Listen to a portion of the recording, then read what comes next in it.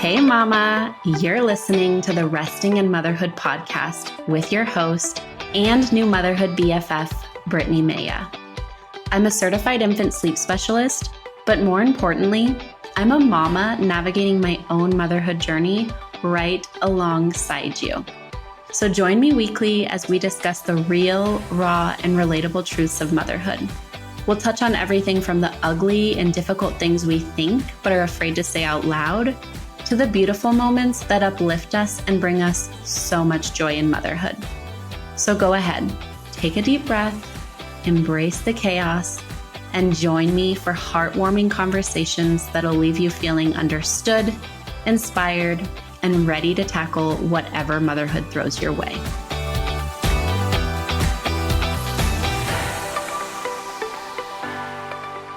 Hi, friend. I am so excited to chat with you today. This is a topic that I've been really excited to chat about because it's something that I encounter almost daily in my work with families, whether it be DMs I'm getting, whether it be in a one-on-one consult with a client. This is something that comes up all the time. But before I jump right in, I do want to share with you how I'm finding rest in motherhood. And how I'm finding rest in motherhood this week is by listening to my body. I don't know if you cycle track, but it's something that I've gotten really into after becoming a mom. And I really find that if I tune into my body, tune into where I'm at in my cycle, and I listen to that and I honor it, I'm able to have more energy. I'm able to better show up for myself. So whether that be the week of leading up to my period or the week of my period, that might mean resting more, changing my workout routines. For example, today I did not feel like lifting weights. It did not sound fun to me. It's something that should really energize me and uplift me, especially since it's time to myself. But it didn't sound fun today. It didn't sound like something I was going to enjoy. So I went on a run. And then I did some light stretching and moving and flowing, and I really listened to my body, and it gave me the energy that I needed. So I'm listening to my body. I'm letting that guide me day to day instead of trying to push myself to do things, push myself business-wise. Sometimes I just don't have that creative energy, and instead of trying to force it, I just accept, okay, this is where my brain and body are at today. And I will check back in a few days to see if I have a creative spark. And I know that can be really hard when we have children and we have deadlines, but the more that we can really listen to our bodies and stay in alignment with what they're telling us, like I said, we're better able to show up with more energy. We're better able to show up with more patience because we're tuning into ourselves and working with ourselves instead of against ourselves. I hope that every time I share this, it just invites you to think about how you're currently finding rest in motherhood, or if you're not, what you could focus on this week to find rest for yourself. But now I really want to dive into what I want to talk about today, which is bad habits. What do you think about when you think about bad habits? As a parent in the modern world, you might automatically jump to supporting your baby to sleep or bed sharing. But if you were asked this question before becoming a parent, you would have probably thought things like smoking, drinking in excess, gambling, etc. Real bad habits. And yet, the sleep training industry has put such a strong hold on the narratives floating through our heads as parents that we are terrified, truly terrified of creating bad habits in our children. And I find this so interesting because the fear tactics used by the sleep training industry are so good. So good that they often take away our common sense as parents. It's a genius business model, but it's not really ethical. And let's think about it. Have you ever talked to someone who needed to be rocked to sleep until they were 18? Or have you ever talked to an adult who still bed shared with a parent? And yet we are so afraid of screwing up that we get into these definitive narratives.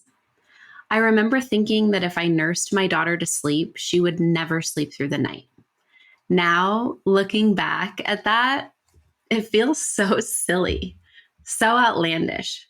Would she truly never sleep through the night for her whole life? It's ridiculous now because I'm able to see it through my common sense lens. But when the fear had such a tight hold on me, it felt real and true. And it breaks my heart really when I think about the fear instilled in new parents. Time after time, I will work with a mom whose original goal for working together is to transition away from breastfeeding to sleep or transition out of bed sharing. And once I actually start talking to her, I learned that nursing to sleep is working for her and that bed sharing is actually quite enjoyable for their family. So then I'll dive deeper and ask, if it's working for you, why do you want to transition away from it? And the answer is almost always, I'm afraid that if I nurse them to sleep, they will never be able to fall asleep any other way. Or simply they might say, I don't want to create a bad habit.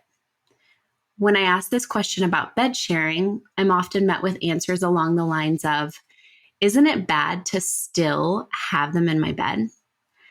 And all of these questions have a common root. They were seeds planted from external narratives.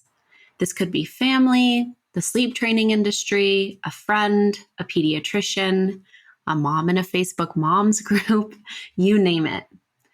The desire to make these changes often comes from a place of fear and usually not a place of something simply not working for the family. In the 21st century, we have so much to be thankful for, but I do envy the mothers of the past for one big reason. They didn't have social media or the internet clouding their decisions and creating insecurity. They simply had instincts to go off of, and those instincts were biologically in line with what was right, because if they weren't, we wouldn't have survived as a species. I'm talking hundreds of thousands of years ago. They weren't clouded by fear of judgment because they were simply focused on keeping their baby alive and healthy. And we obviously live in a different time with many modern advances that I'm so thankful for, but there's something to be learned here. We are the experts on our children. We are the experts on our family life. Only we truly know our babies. The internet doesn't know them. The pediatrician doesn't know them fully. We are with them day and night, and we know our parenting values better than anyone else. So it's really important to dive deep into this narrative of bad habits. So often we're convinced that something is a bad habit simply because our friend with a baby told us it was. And our fear of being a good parent grabs onto this and lets it run without us taking a second to analyze the validity of the statement. And I'm not shaming here. It is our sheer drive to be a good parent that leads us to this place of fear. We don't want to screw up. We don't want to mess our kids up. We want the best for them. We want to be good parents. But being a good parent is not about seeming like a good parent to the outside world, but rather leaning into who our children are and what they need. So while it can feel scary to be judged or looked down upon, if we can shift our mindset from thinking, oh my gosh, people are judging me, or what are they going to think? What are they going to say? To the only person's opinion I care about in my parenting is my child's or my children, it gives a lot of peace and freedom. Ultimately, our child is the one that is 100% impacted by the parenting choices we are making. Not our family, not the doctor, not our friends. Once we understand this and let it guide our parenting, it puts things in a whole new perspective. We stop worrying about what everyone thinks or says, and oftentimes the fears of bad habits seem to go away when we release ourselves from that pressure. I will stop here and say that I said the only person's opinion I care about in my parenting is my child's. I do want to recognize that we obviously don't want to let our children run everything that we're doing, right? Like we're not going to be offering cookies every day for breakfast because that's what they're asking for. We obviously need to have loving boundaries within our parenting. But if we can take a step back and we can think of it as, If I was my child, how would this feel to me? Would I look back on this and think, wow, I'm so thankful that my parents did XYZ? For an example, my mom breastfed me for 18 months in the 90s, which was really unheard of back then. And I am so thankful for that to this day. It's what led me to breastfeed Lila for as long as I breastfed Lila. And so if we can think in terms of that, in terms of what is this doing long term for my child and how is it going to positively, or, I mean, if there's something that we're doing that maybe we don't think we should be doing, or is it going to negatively impact them, and let that guide us.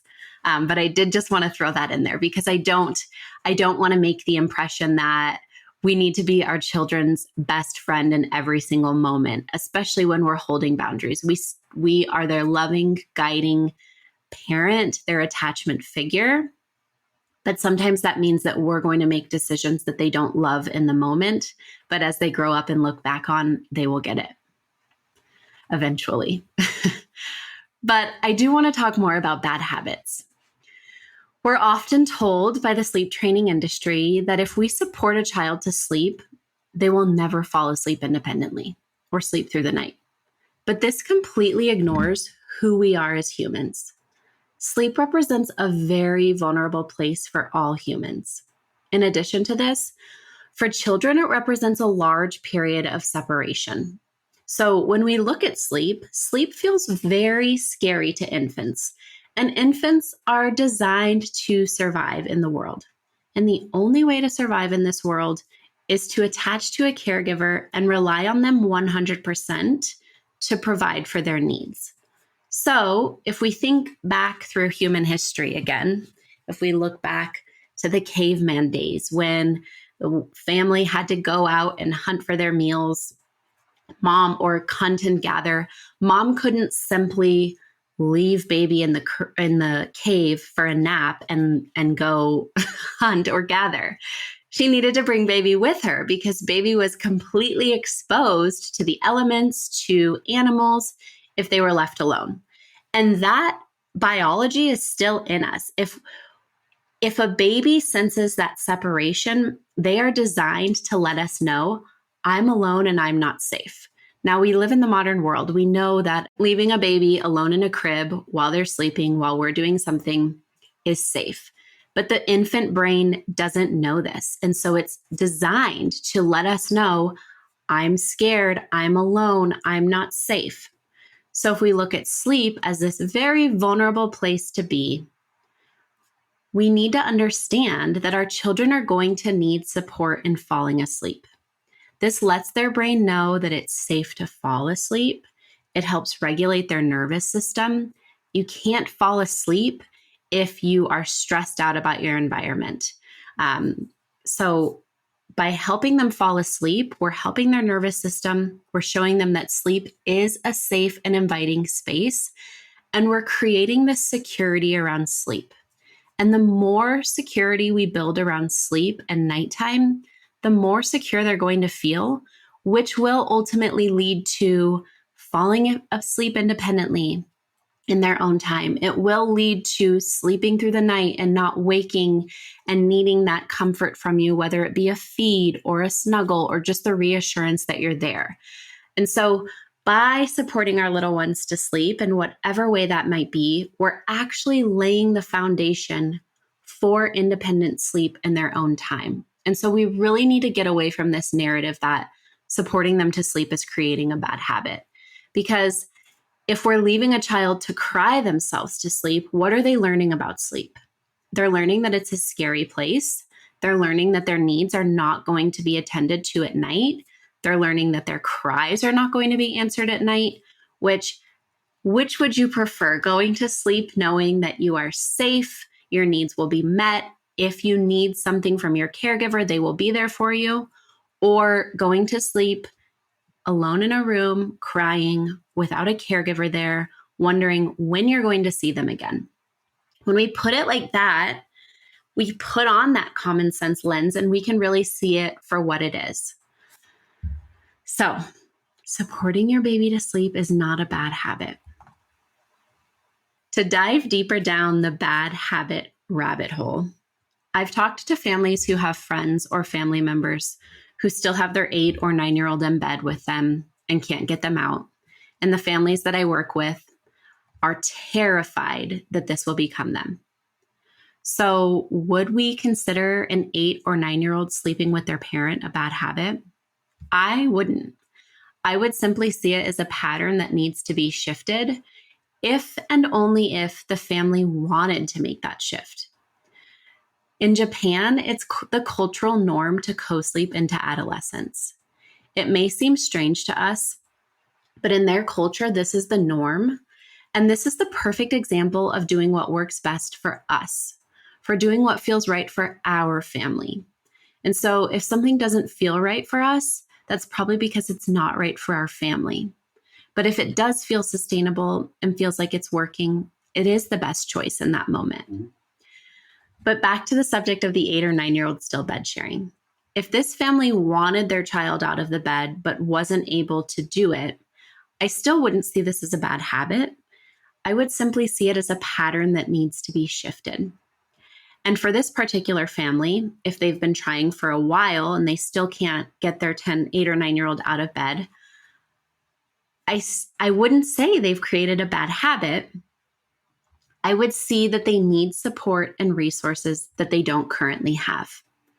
Maybe they have a really hard time setting boundaries, and so they need to do some internal work on holding boundaries and supporting the emotions that come with that. Maybe there's something deeper going on with the child that needs to be addressed before making this transition. There's so many things that could be at play here, and the bed sharing is taking the brunt of it because that's the transition that needs to be made. And this is important to consider. Even if they never bed shared, these core issues, for lack of a better term, would still appear in their life in other ways. So the bed sharing is not the root issue. And this is the case for all habits we are told are bad when it comes to sleep. Nursing to sleep, rocking to sleep, bed sharing, they're all biological norms and can be done for as long as we feel that they are sustainable and working for our family. Once they no longer feel sustainable, we still don't need to look at them as bad habits, but simply a pattern that served us, but we are now ready to shift. I often find that parents get to a place where they've been ignoring the signs that something is no longer sustainable, and they get to a place of anger and bitterness. This anger leads to thoughts of, I've created a bad habit, or if I never would have started rocking to them to sleep, I wouldn't be here. But again, the pattern was working. The signs that the shift needed to happen may have been ignored, and now we're in a place where we do need to make a change. So this brings me back to really encouraging you to tune into the patterns in your little one's sleep routine. Are they working for you? Do they currently feel sustainable? If the answer is yes, I would encourage you to keep doing what works. If or when the answer becomes no, you'll know that it is now time to shift the pattern. No bad habits were created. You established a pattern that served your family, and now the pattern needs to be updated or shifted. So, release yourself from the fear of bad habits. Don't let anyone tell you what a bad habit is in your home. Tune into your patterns, tune into how you feel about them, and decide from there what works in your family and what doesn't. Don't let anyone from the outside determine what a bad habit is in your home. Only you know your family best. Have a wonderful day. Let's meet up next week too. Make sure to subscribe to the Resting in Motherhood podcast on Apple Podcasts, Spotify, or wherever you're listening. Want to continue this conversation? Head to the show notes for this episode at restinginmotherhood.com/podcast, or connect with me on Instagram at resting_in_motherhood.